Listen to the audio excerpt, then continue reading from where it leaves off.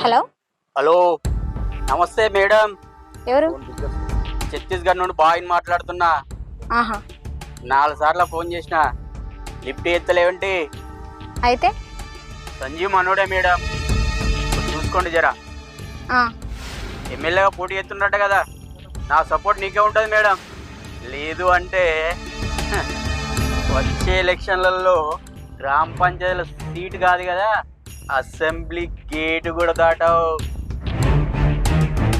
కలిసి వ్యాపారం చేద్దాం మేడం. నీ ఎమ్మెల్యే ఖర్చు అంతా నేనే భరిస్తా మేడం. చూడండి చూడండి మేడం ఒకసారి.